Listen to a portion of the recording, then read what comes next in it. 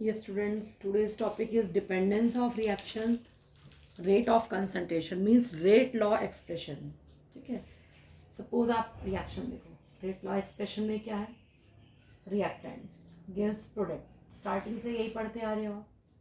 कोई भी रिएक्शन कैसे प्रोसीड होती है, when a chemical reaction proceed the reactants get converted into product. ठीक है, तो concentration of reactant well that the product increase, इनकी concentration अगर डिक्रीज हो रही है, suppose a concentration of reactant decrease, then the concentration of a product will be increase. so now the in the beginning, suppose graph plot करते हैं, ये देखो, suppose इस ग्राफ को देखते हैं और यहाँ देखते हैं दिस द टाइम। ठीक है, टाइम मिनट में, और यहाँ पर हमने ले ली concentration, this is a concentration.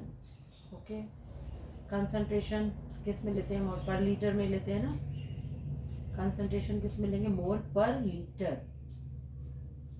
तो मोल पर लीटर में इसकी कंसंट्रेशन हो गई। आप स्टार्टिंग में क्या देखते हो, इन द बिगनिंग, स्टार्टिंग में यहाँ पर हमने लिखा in the beginning of the reaction, जब टाइम जीरो था, स्टार्टिंग थी, the beginning of the reaction when the time is zero, only reactant are present, सिर्फ रिएक्टेंट ही प्रेजेंट था, so the concentration of product is zero. जब starting में हमने reaction शुरू नहीं हुई, टेम्परेचर जो है यहाँ पर यानी जीरो, टाइम जीरो था, तब प्रोडक्ट हमारा क्या था, कुछ भी नहीं था, प्रोडक्ट तो बना ही नहीं था। As the reaction progress the concentration of the reactant, अभी आपको एक्सप्लेन करती हूँ।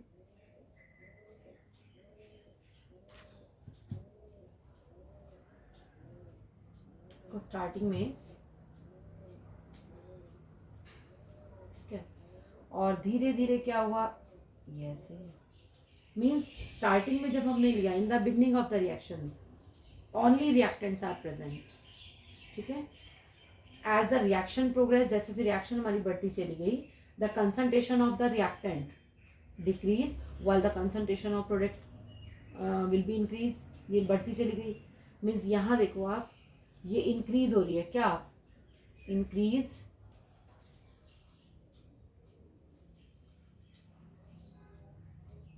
कंसंट्रेशन ऑफ प्रोडक्ट, और यहाँ क्या हो रहा है, धीरे धीरे डिक्रीज हो रही है, it means decrease concentration of reactant.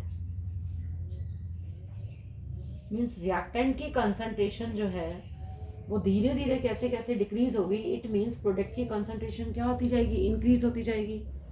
Starting में जब बिल्कुल नहीं था, टाइम हमारा स्टार्ट ही नहीं होता, टाइम जीरो था, तब तो हमारा जो है पूरा का पूरा रिएक्टेंट था। जैसे जैसे टाइम बढ़ता गया तो रिएक्टेंट की कंसंट्रेशन क्या होती जा रही है, कम होती जा रही है, ये देखो टाइम के साथ साथ कम होती जा रही है, और प्रोडक्ट की कंसंट्रेशन टाइम के अकॉर्डिंग क्या होती है, बढ़ती जा रही है। तो इसका मतलब ये चीज़ देखो आप कि स्टार्टिंग में जो है पूरा रहता है और धीरे धीरे कंसंट्रेशन जो है रिएक्टेंट की हमारी कम होती चली जाती है। तो इस केस में ये आएगा आपका कि रिएक्टेंट और प्रोडक्ट, देखो थ्रू आउट रिएक्शन सेम तो रहती नहीं है, वो पहले ही ऑलरेडी हम डिस्कस कर चुके हैं कि थ्रू आउट जो है रिएक्शन कभी भी सेम नहीं रहती। तो रेट ऑफ रिएक्शन जो होती है वो किसकी डायरेक्टली प्रोपोर्शनल हो रही है, कंसंट्रेशन ऑफ द रिएक्टेंट की, कि कितनी रिएक्टेंट की कंसंट्रेशन स्टार्टिंग में बहुत ज़्यादा था, रेट ऑफ रिएक्शन फास्ट थी, धीरे धीरे रिएक्टेंट खत्म होता चला जा रहा है और प्रोडक्ट हमारा जो है रेट ऑफ रिएक्शन क्या हो रही है, बहुत स्लो होती चली जा रही है। तो इट मीन्स ये तो क्लियर हो गया कि रेट ऑफ रिएक्शन जो हमारी होती है वो डायरेक्टली प्रोपोर्शनल होती है किसके, रिएक्टेंट की कंसंट्रेशन के, द कंसंट्रेशन ऑफ रिएक्टेंट। ठीक है, दूसरा हमें ध्यान रखना पड़ेगा इन गैस फेज रिएक्शन, ये तो है ही कि इसके साथ साथ ये बढ़ रही है, इन द गैस फेज जो रिएक्शंस होती हैं, जो गैस उसमें होती हैं, उनमें क्या होगा, तो इसमें कंसंट्रेशन के ऊपर क्या इफेक्ट पड़ता है, ये तो हमने बता दिया कि डायरेक्टली जो है प्रोपोर्शन होती है concentration of the reactant.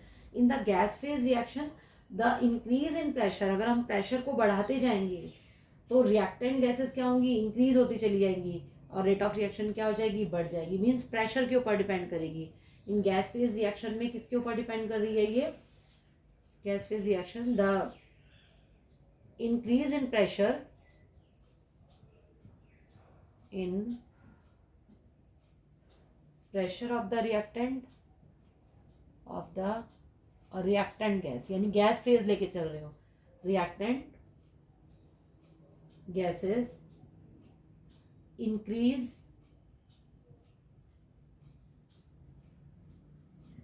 The rate of the reaction in gas, क्या आ गया आपका, in the gas phase reaction the increase in pressure of the reactant gases increase the rate of the reaction. Means with increase in pressure the number of molecules क्या होंगे, per unit area में, per unit volume में increase हो जाएंगे और rate of reaction fast हो जाएगी। इसको दिमाग में रख लो, ऐसा क्यों हो रहा है, विद इंक्रीज इन प्रेशर अगर हम बढ़ा रहे हैं, पर यूनिट एरिया में कैसे हो जाएगा, the number of molecules per unit volume increase, इससे क्या होगा, and therefore the rate of reaction increase,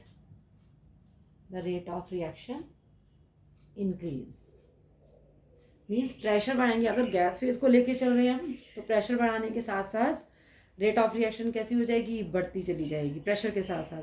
बाकी आपकी जो है कंसंट्रेशन के ऊपर डिपेंड कर ही रही है कि अगर कंसंट्रेशन स्टार्टिंग में ज़्यादा थी तो रेट ऑफ रिएक्शन फास्ट थी, हमारी प्रोडक्ट जो है तब तक प्रोडक्ट उतना नहीं बनाता, लेकिन जैसे जैसे रिएक्टेंट खत्म होता चला जा रहा है और प्रोडक्ट क्या हो रहा है, बढ़ता चला जा रहा है। ठीक है, now the law of mass action. Law of mass action already you have studied in the 11th class में लॉ ऑफ मास एक्शन पढ़ चुके हो आप लोग, है ना। It is a relationship between the rate of reaction, किसके बीच में है ये, rate of reaction and the molar concentration, rate of reaction and molar concentration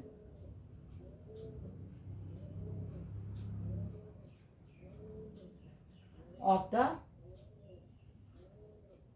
reacting substances, उनके बीच में रिलेशन है।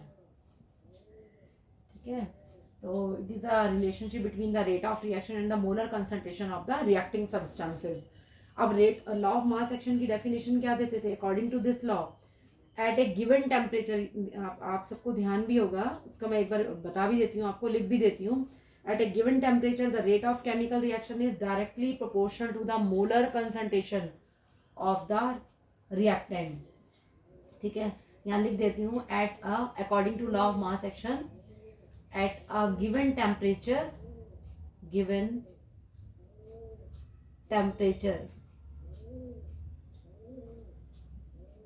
the rate of chemical reaction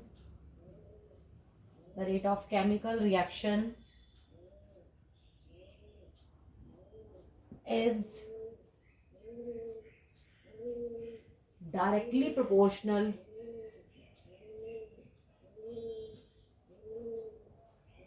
to the product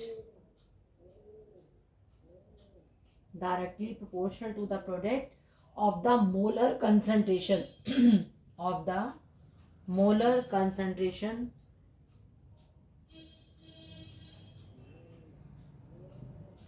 of the reactants.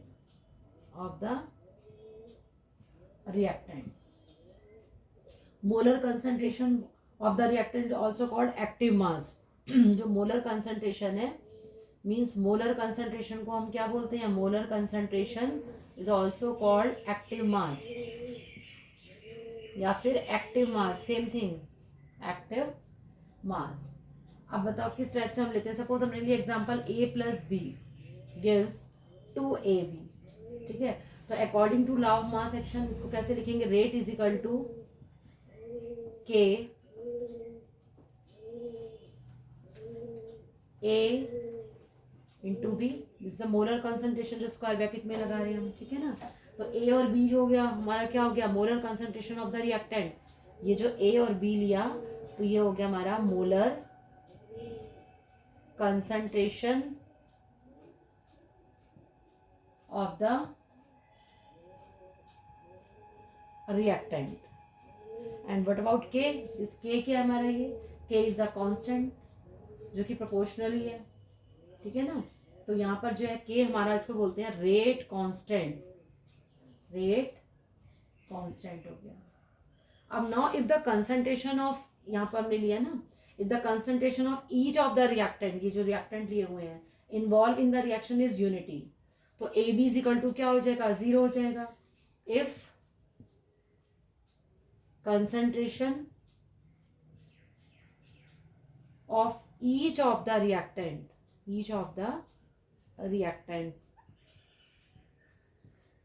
involved in the reaction is unity। अगर यहाँ पर जो है जो concentration है इसकी क्या हो जाए, यूनिटी हो जाएगी। इट मीन्स क्या हो जाएगा, ये ए जो है इज इक्वल टू क्या होगा, बी, इट मीन्स यूनिटी ले रहे तो 1 हो जाएगा। तो अब इसकी वैल्यू पूरी करें तो रेट इज इक्वल टू क्या आ जाएगा, यहाँ पर रेट इज इक्वल टू यहाँ पर आ जाएगा के, यहाँ 1, यहाँ पे आप 1 रख के चल रहे हो तो क्या आ जाएगा, into one is equal to क्या निकल आएगा, के ही निकल आएगा। ठीक है, तो rate of reaction when the molar concentration of each of the reaction is unity. तो इस तरीके से हमने इसको पूरा एक्सप्लेन कर दिया कि रेट कांस्टेंट क्या हो जाएगा हमारा। तो rate constant of reaction at a given temperature में भी डिफाइंड एज, कैसे डिफाइन करोगे इसको, द रेट ऑफ रिएक्शन, जो के दिया हमारा rate of reaction when the molar concentration of each reactant is unity. Clear, तो के हमारा ये होता है। अब now the characteristics of the rate constant, कि रेट कांस्टेंट की क्या क्या कैरेक्टरिस्टिक्स है उसको डिस्कस करते हैं। Now the characteristics of rate constant, तो रेट कांस्टेंट यानी के is a measure of the rate of reaction। Larger the value of के की जितनी ज़्यादा वैल्यू होगी फास्टर द रिएक्शन, उतनी रिएक्शन की स्पीड कैसी होगी, रिएक्शन फास्ट होगी। Second, different reactions have different value of के, हर रिएक्शन के लिए के की वैल्यू सेम नहीं होगी, अलग अलग रिएक्शन के लिए अलग अलग होगी। Third, at a fix temperature the value of K is constant, अगर टेम्परेचर की जो है वैल्यू फिक्स है वहाँ पर वैल्यू कैसी के की कैसी होगी, कॉन्स्टेंट होगी। Fourth, for a particular reaction the value of rate constant is independent of concentration, अलग अलग रिएक्शन के ऊपर डिपेंड करता है, तो वैल्यू जो है रेट कांस्टेंट की कैसी होगी, इंडिपेंडेंट होगी कंसंट्रेशन के।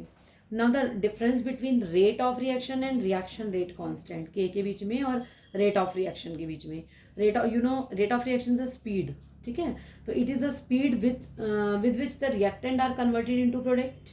क्लियर, और रिएक्शन रेट कांस्टेंट क्या होगा, it is a proportionally constant in the rate law is defined as the rate of reaction when the concentration of reactant is unity। हमने क्या किया था कि हमने जो है रिएक्टेंट की कंसंट्रेशन को क्या लेके चले थे, हमने माना था ना कि now the if the concentration of each of the reactant involve in the reaction is unity, तब हमने के की वैल्यू फाइंड आउट की थी। Second, it depends upon the initial concentration of the reactant, की रिएक्टेंट की इनिशियल कंसंट्रेशन कितनी है, स्पीड उसी हिसाब से हो जाएगी। और it is independent of the initial concentration of the reactant, ये इंडिपेंडेंट होता है, इसके ऊपर कोई इफेक्ट नहीं पड़ेगा। थर्ड, इसकी यूनिट आपको ध्यान है मोल पर लीटर और टाइम के अकॉर्डिंग होगी, सेकेंड में ले रहे हो, मिनट ले रहे हो, और इसकी यूनिट जो है डिपेंड करती है ऑर्डर ऑफ रिएक्शन की, जो हम आगे पढ़ने वाले हैं कि ऑर्डर ऑफ रिएक्शन क्या होता है हमारा इसमें।